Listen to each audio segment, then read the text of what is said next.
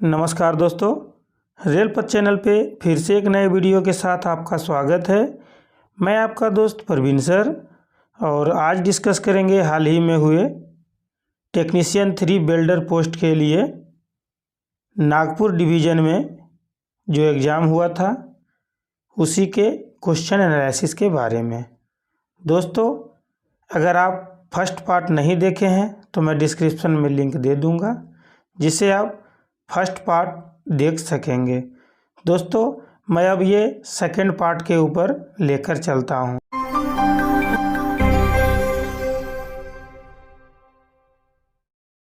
TW1 पाठ्यक्रम के लिए बिल्डर के लिए योग्यता प्रमाण पत्र की वैधता है डैश। तो इसका आंसर क्या हो जाएगा? इसका आंसर हो जाएगा 6 महीने, यानी इसका आंसर बी हो जाएगा। AT वेल्डिंग में देरी के मामले में टैंपिंग से डैश का नुकसान होगा। तो इसका आंसर क्या हो जाएगा? इसका आंसर हो जाएगा पिघला हुआ धातु, यानी इसका आंसर बी हो जाएगा। AT वेल्डिंग के मामले में जल्दी टैंपिंग का कारण होगा डैश। तो अगर जल्दी टैंपिंग होगा तो उसका कारण क्या हो जाएगा? तो उसका आंसर क्या हो जाएगा? स्लैग समावेशन, यानी इसका आंसर बी हो जाएगा।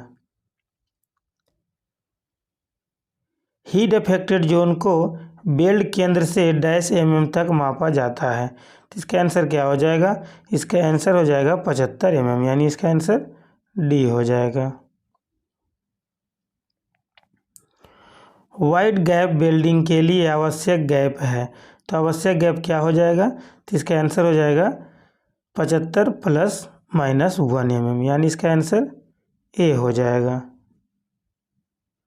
नियमित ATW वेल्डिंग के लिए आवश्यक गैप है, तो इसका आंसर क्या हो जाएगा? रेगुलर का, तो इसका आंसर हो जाएगा 25 ± 1 mm, यानी इसका आंसर सी हो जाएगा। 90 UTS या उससे अधिक ग्रेड के रेल अलाइनमेंट के लिए रेल सिरों पर 1 मीटर सीधा किनारा डैश mm ऊंचाई। तो इसका आंसर क्या हो जाएगा? तो इसका आंसर हो जाएगा 1.5 से 2 mm तक, यानी इसका आंसर डी हो जाएगा। 25 mm गैप वेल्डिंग के लिए मोल्ड प्रतीक्षा समय है डैश। तो इसका आंसर क्या हो जाएगा? तो इसका आंसर हो जाएगा 4 से 6 मिनट, यानी इसका आंसर बी हो जाएगा। नए वेल्डेड जोड़ों को जॉगल फिश प्लेट डैश के साथ किया जाना है, तो इसका आंसर क्या हो जाएगा? तो इसका आंसर हो जाएगा 2 दूर अंत क्लैंप, यानी इसका आंसर हो जाएगा बी हो जाएगा। नए AT वेल्ड का USFD के साथ डैश दिनों के भीतर परीक्षण किया जाएगा। तो इसका आंसर क्या हो जाएगा? इसका आंसर हो जाएगा 30 दिन, यानी इसका आंसर ए हो जाएगा। नई ATW तकनीक में सिंगल शॉट क्रूसिबल का उपयोग केवल डैश समय के लिए ही किया जाएगा। तो इसका आंसर क्या हो जाएगा? इसका आंसर हो जाएगा एक बार, सिर्फ एक बार, यानी इसका आंसर ये हो जाएगा। कोई भी AT वेल्ड किसी भी अन्य वेल्ड या फिश प्लेट जोड़ों से डैश के करीब नहीं होगा। तो इसका आंसर क्या हो जाएगा? इसका आंसर हो जाएगा 4 मीटर, यानी इसका आंसर ए हो जाएगा। CMS क्रॉसिंग की मरम्मत के लिए डैश इलेक्ट्रोड का उपयोग किया जाना है। तो इसका आंसर क्या हो जाएगा? इसका आंसर हो जाएगा H3, यानी इसका आंसर सी हो जाएगा।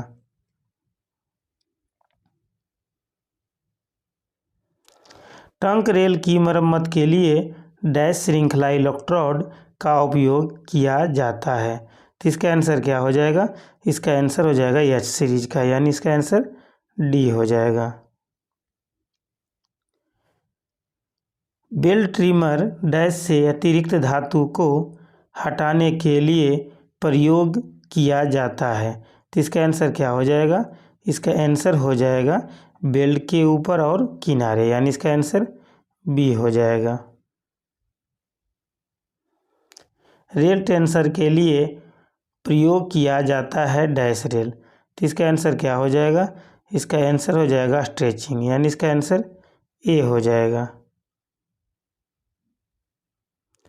रेल टेंसर का प्रयोग तब किया जाता है जब डैश, तो कब किया जाता है, तो इसका आंसर क्या हो जाएगा, इसका आंसर हो जाएगा रेल का तापमान TD से कम हो जाने पर, यानी इसका आंसर ए हो जाएगा। बिल्डिंग के लिए रेल के सिरे को डैश द्वारा नहीं काटा जाना चाहिए, तो इसका आंसर क्या हो जाएगा, इसका आंसर हो जाएगा गैस बिल्डिंग से नहीं काटा जाना चाहिए, इसका आंसर बी हो जाएगा। बिल्डिंग भाग का जीवन डैश है, तो इसका आंसर क्या हो जाएगा, इसका आंसर हो जाएगा 2 साल, यानी इसका आंसर बी हो जाएगा। बिल्डर ग्रेड 3 का ग्रेड पे डैश है, तो इसका आंसर क्या हो जाएगा, तो ये तो सभी को पता होना चाहिए क्योंकि इसका एग्जाम में बैठ रहे हैं, तो इसका आंसर हो जाएगा 1900 ग्रेड पे, यानी इसका आंसर बी हो जाएगा। गर्म करने के दौरान मोल्ड के शीर्ष से क्रूसिबल के तल के बीच की अधिकतम ऊंचाई कितनी होती है, तो इसका आंसर क्या हो जाएगा, इसका आंसर हो जाएगा 50 mm, यानी इसका आंसर बी हो जाएगा। दोस्तों, अगर बिल्डिंग से रिलेटेड आपको और भी क्वेश्चन के बारे में जानकारी लेना है तो आप प्लेलिस्ट में जाकर बिल्डिंग से रिलेटेड क्वेश्चन आप देख सकते हैं। यहाँ पे बहुत सारा वीडियो बनाया हुआ है, आप उसे देखकर प्रिपेयर हो सकते हैं। रेल ड्रिलिंग मशीन का इंजन ऑयल डैश घंटे के बाद बदल जाता है, तो इसका आंसर क्या हो जाएगा, इसका आंसर हो जाएगा 20 घंटे के बाद, यानी इसका आंसर सी हो जाएगा। रेल जोड़ की बिल्डिंग कार्य के दौरान स्लीपर के बीच आवश्यक खाली स्थान कितना डैश mm होना चाहिए, तो इसका आंसर क्या हो जाएगा, तो इसका आंसर हो जाएगा 250 mm, यानी इसका आंसर सी हो जाएगा। रेल की एटी वेल्डिंग में तापमान मापने वाला उपकरण डैश है, तो इसका आंसर क्या हो जाएगा, इसका आंसर हो जाएगा, देखिए कॉन्टैक्ट टाइप पायरोमीटर और ऑप्टिकल पायरोमीटर और तापमान मापने वाला उपकरण, इसमें से सभी हो जाएगा, तो इसका आंसर डी हो जाएगा। रेल ड्रिलिंग मशीन डैश के साथ छेदों को ड्रिल करती है, तो इसका आंसर क्या हो जाएगा, इसका आंसर हो जाएगा पानी के साथ, यानी इसका आंसर ए हो जाएगा। अब घर्षक रेल कटर डैश के साथ शुरू और कटता है, तो इसका आंसर क्या हो जाएगा, तो इसका आंसर हो जाएगा पेट्रोल के साथ, यानी इसका आंसर बी हो जाएगा। एक single disc 60 kilogram 90 UTS rail में डैश कटौती कर सकती है, तो इसका आंसर क्या हो जाएगा, तो इसका आंसर हो जाएगा 6 कटिंग, यानी इसका आंसर सी हो जाएगा। ईंधन तेल टैंक की सफाई डैश के बाद की जाती है, तो इसका आंसर क्या हो जाएगा, इसका आंसर हो जाएगा 24 महीने में, इसका आंसर डी हो जाएगा। अब घर्षक रेल कटर की डिस्क की मोटाई डैश mm होती है, तो इसका आंसर क्या हो जाएगा, इसका आंसर हो जाएगा 4 mm, यानी इसका आंसर ए हो जाएगा। दोषपूर्ण बेल्ट DFW के साथ चिन्हित किया जाएगा, तो इसका आंसर क्या हो जाएगा, इसका आंसर हो जाएगा 2 रेड क्रॉस, यानी इसका आंसर बी हो जाएगा। एक OBSW के साथ चिन्हित किया जाएगा, तो अगर OBS है तो कैसा चिन्हित किया जाएगा, तो इसका आंसर हो जाएगा एक रेड क्रॉस, यानी इसका आंसर ए हो जाएगा। कंक्रीट स्लीपर में डैश पेट्रोल क्लिप की संख्या की आवश्यकता होती है, तो इसका आंसर क्या हो जाएगा, इसका आंसर हो जाएगा 4, यानी इसका आंसर डी हो जाएगा। कंक्रीट स्लीपर में डैश लाइनर की संख्या की आवश्यकता होती है, तो इसका आंसर क्या हो जाएगा, तो इसका आंसर हो जाएगा 4, यानी इसका आंसर डी हो जाएगा। कंक्रीट स्लीपर में डैश रबर पैड की संख्या की आवश्यकता होती है, तो इसका आंसर क्या हो जाएगा, इसका आंसर हो जाएगा 2 रबर पैड, यानी इसका आंसर बी हो जाएगा। सामान्यतः LWR सेक्शन में 2 स्लीपरों के बीच की दूरी डैश सेमी है, तो इसका आंसर क्या हो जाएगा? इसका आंसर हो जाएगा 60 सेमी, यानी इसका आंसर ए हो जाएगा। जीएमटी में 52 किलोग्राम 72 यूटीएस रेलों का निर्धारित सेवा काल डैश है, तो इसका आंसर क्या हो जाएगा? तो इसका आंसर हो जाएगा 350, यानी इसका आंसर बी हो जाएगा। वेल्ड किए जाने वाले रेल इंड में एटी वेल्डिंग के मामले में डैश mm के भीतर कोई बोल्ट ब्राउन होल नहीं होना चाहिए, तो इसका आंसर क्या हो जाएगा? इसका आंसर हो जाएगा 40 mm, यानी इसका आंसर बी हो जाएगा। 25 mm गैप के लिए 52 किलोग्राम वेल्डिंग पोर्शन का भार डैश किलोग्राम है, तो इसका आंसर क्या हो जाएगा? इसका आंसर हो जाएगा 10.5, यानी इसका आंसर डी हो जाएगा। पोर्शन का जीवन मुख्य रूप से निर्भर करता है, तो इसका आंसर क्या हो जाएगा? तो इसका आंसर हो जाएगा पैकिंग की गुणवत्ता पर और भंडारण की स्थिति पर, तो इसका आंसर ए एंड बी दोनों हो जाएगा, यानी इसका आंसर सी हो जाएगा। रेल वेल्ड विफल हो जाता है तो आपातकालीन मरम्मत किसके द्वारा की जाएगी, तो इसका आंसर क्या हो जाएगा? इसका आंसर हो जाएगा कीमैन या पेट्रोलमैन के द्वारा, यानी इसका आंसर ए हो जाएगा। बेल्ट ट्रिमर का उपयोग डैश के लिए किया जाता है, तो इसका आंसर क्या हो जाएगा? इसका आंसर हो जाएगा अतिरिक्त बेल्ट धातु को हटाना, यानी इसका आंसर ए हो जाएगा। क्या एटी वेल्डिंग के निष्पादन के लिए ब्लॉक के दौरान ट्रैक की सुरक्षा की आवश्यकता है, तो इसका आंसर क्या हो जाएगा? इसका आंसर हो जाएगा हाँ, उसको ब्लॉक में ही की जानी चाहिए, इसका आंसर ए हो जाएगा।